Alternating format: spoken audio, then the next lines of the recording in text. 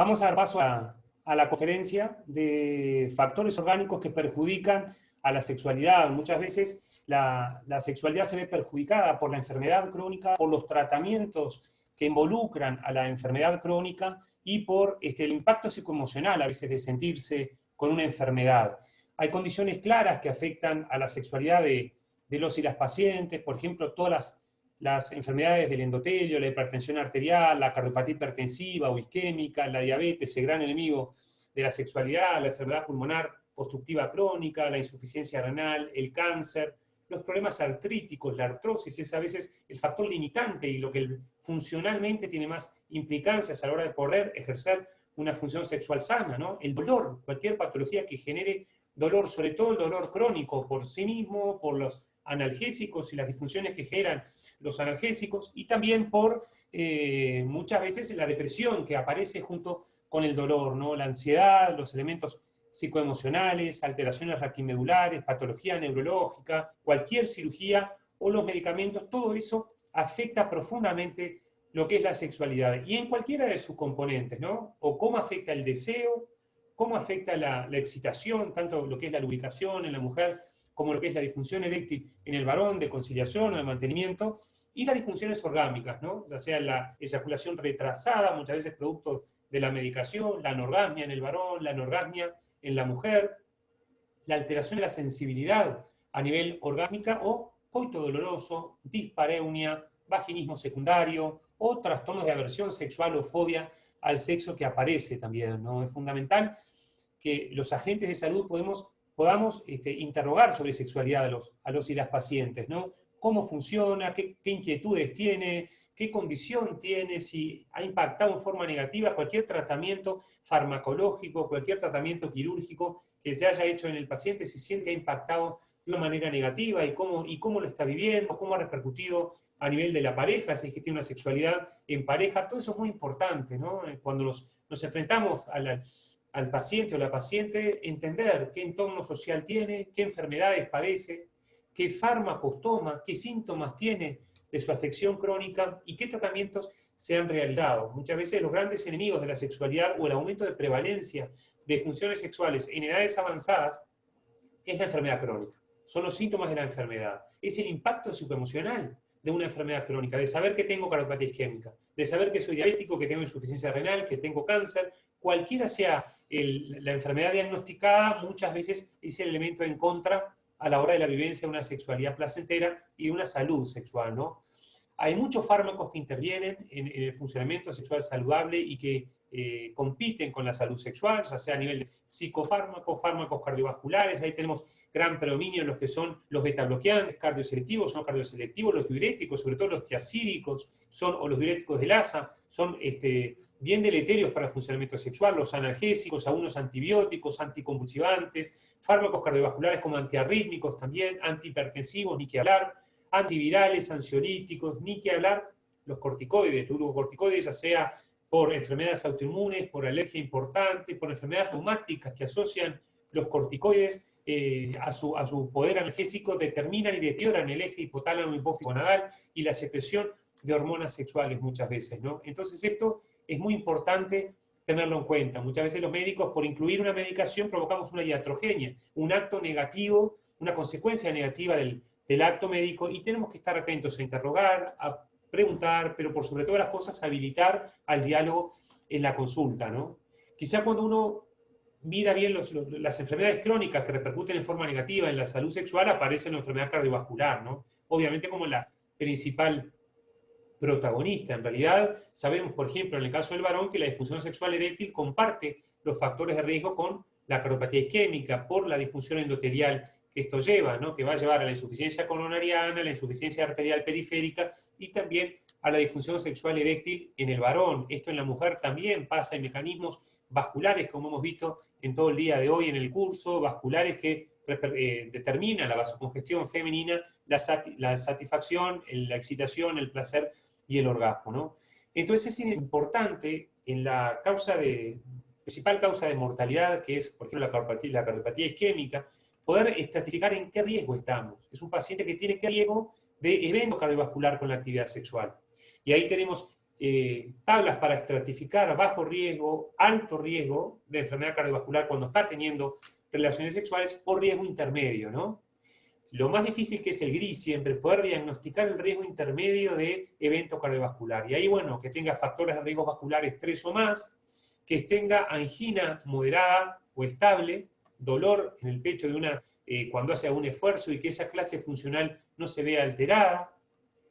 que hace menos de 6 semanas que tuvo un infarto miocárdico, que tiene una insuficiencia cardíaca grado 2 o clase 2 de la Asociación Americana, esto es, la que tiene disnea o fatiga a moderados esfuerzos,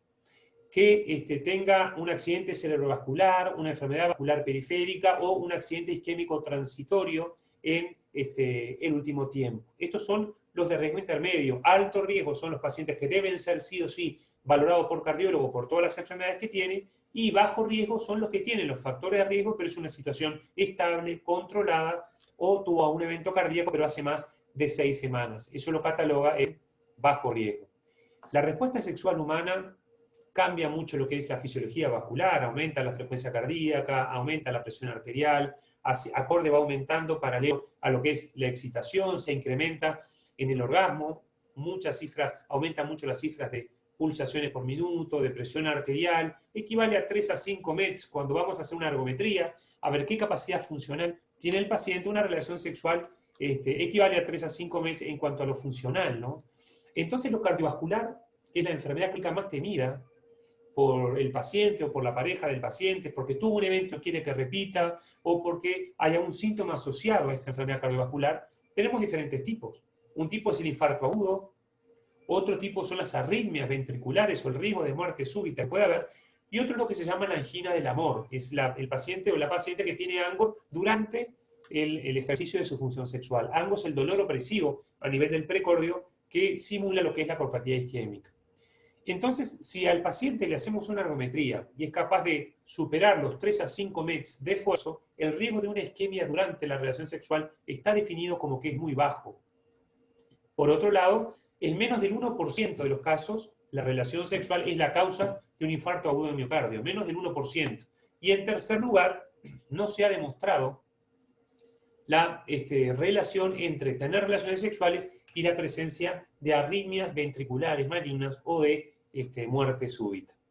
Entonces, en cuanto a lo cardiovascular es importante, y siempre hablamos del endotelio, la salud endotelial, que es la membrana que cubre por dentro las arterias, como clave para poder realizar y entender la disfunción sexual eréctil, la disfunción sexual femenina también.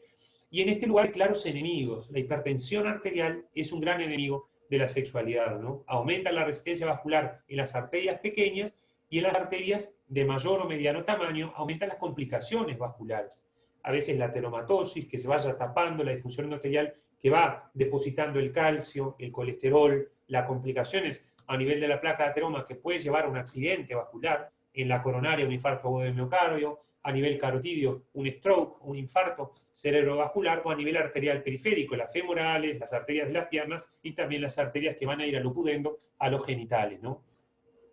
Es decir, que la hipertensión arterial determina una enfermedad vascular que lleva a la disfunción sexual porque reduce lo que es la relajación del endotelio dependiente. Muchas veces la hipertensión arterial de por sí es un elemento negativo para la función sexual, y otras veces por los fármacos que hay que dar para la hipertensión arterial para mantener las cifras adecuadas, que juegan en contra de la salud sexual y vascular. Otro gran capítulo en este tema de lo que es la enfermedad crónica de la sexualidad es la insulinoresistencia o la diabetes, el gran enemigo de la sexualidad. La diabetes, por un lado, es la principal causa de hipogonadismo de inicio tardío en el varón, de descenso de la testosterona, de la secreción testicular de testosterona por lo que es la insulinoresistencia, la insulinodependencia, o por cifras de hemoglobina glicosilada, que quiere decir alteraciones del metabolismo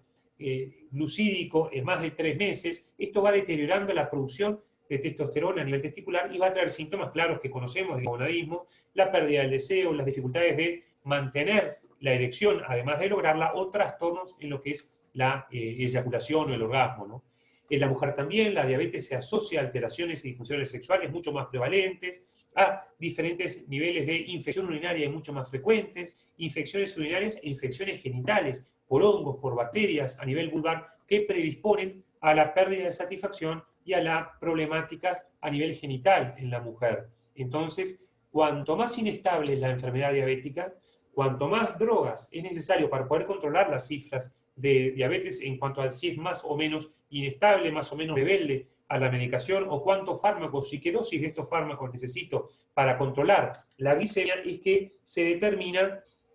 la disfunción sexual.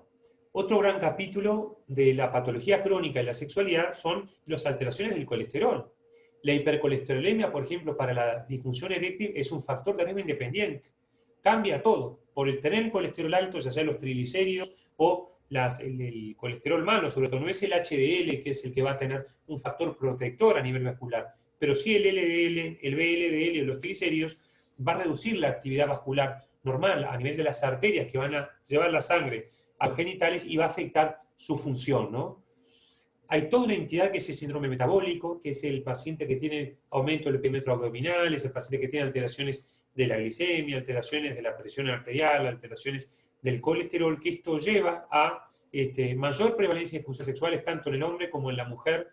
porque es la acumulación de varios factores de riesgo que están actuando en forma simultánea, ¿no?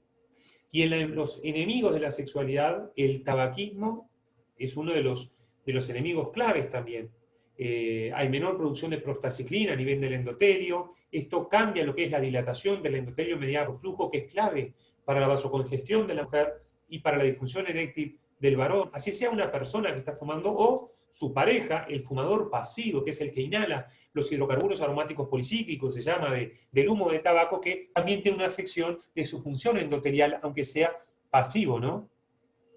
Es importante también algunas investigaciones que muestran la exposición de pacientes que no fuman, pero que están expuestos al humo del cigarrillo durante 1 hora y media por día. Esto ya asocia reducción importante del nivel de vitamina C y del nivel de la capacidad total antioxidante del cuerpo. Es decir, que los factores de riesgo vascular, la hipertensión, el colesterol, el tabaquismo, y hablamos también del alcoholismo, del ácido úrico, del estrés, ni que hablar del sedentarismo o de la dieta inadecuada, de las alteraciones del sueño, del mal manejo del estrés y la ansiedad, son todos factores de riesgo vascular que lleva a un descenso de la secreción de hormonas sexuales. Esto va a traer alteración endotelial, inflamación, que es como algo que en todas las publicaciones científicas cada vez tiene más jerarquía, la patología inflamatoria del varón o de la mujer con disfunción sexual. Todo esto lleva a la arteriosclerosis y repercute en lo que es la alteración de la función sexual. Entonces, la hipertensión dijimos que es un elemento clave. La hipertensión arterial, cuando no se trata por las cifras y cómo lastima a nivel vascular, y cuando se trata porque se relaciona con toda la enfermedad inducida por las sustancias, por la hipertensión arterial, ¿no?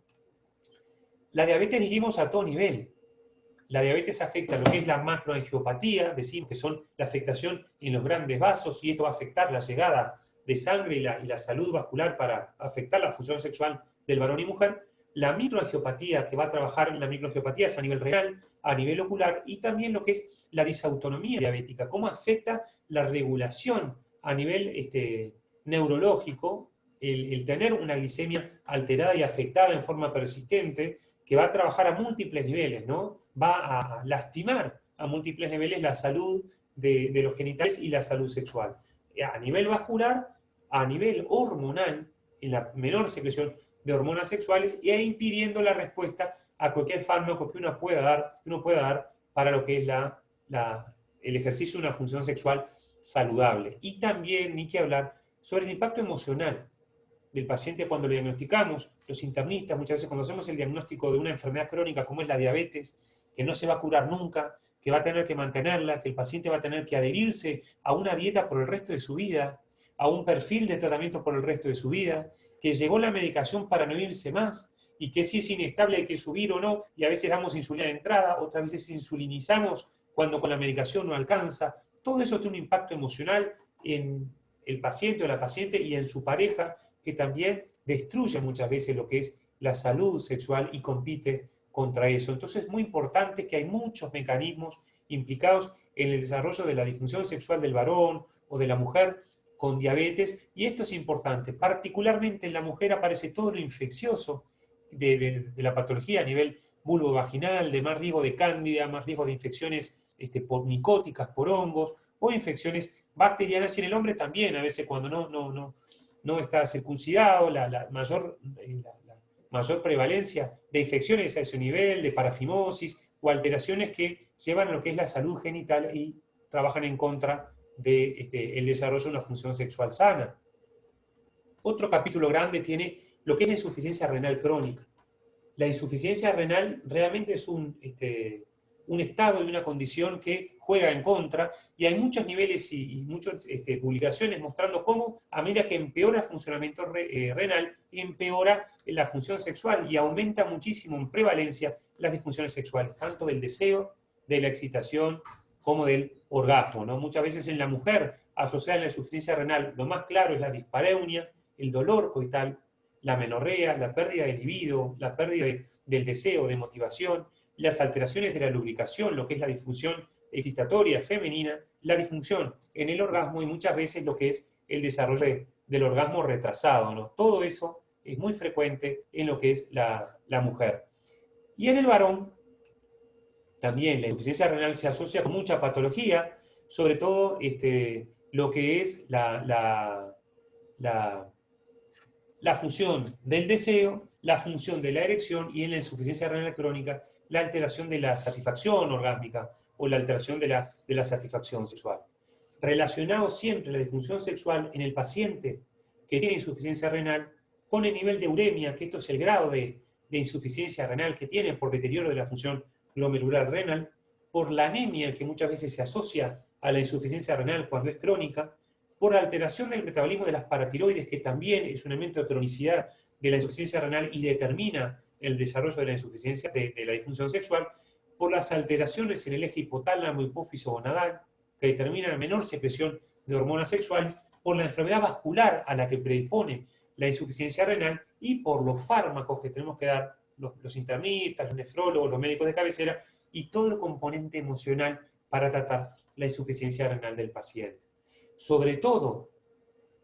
cuando al paciente lo introducimos en lo que es la diálisis, empeora muchísimo lo que es la sexualidad, empeora muchísimo lo que es la calidad de vida, la satisfacción, el funcionamiento, y cuando el paciente era candidato a trasplante renal y lo pudimos trasplantar, el 50% puede y suele recuperar los grados de sexualidad previos a el diagnóstico de insuficiencia renal, y una tercera parte mejora con respecto a antes, que era que estaba en tratamiento con diálisis. Entonces, mucha enfermedad crónica que vemos en los pacientes que son más prevalentes, estas enfermedades, cuanto más avanzada es la edad, determina una mayor prevalencia de disfunciones sexuales. Y otro gran capítulo es la enfermedad respiratoria crónica. La enfermedad respiratoria crónica afecta a muchos niveles. La EPOC, por ejemplo, que es la enfermedad pulmonar obstructiva crónica, afecta ¿por qué? Porque es una patología inflamatoria. Y como toda patología inflamatoria, determina un descenso a nivel hormonal sexual, porque da disnea, por la falta de aire, que el paciente nos cuenta que le cuesta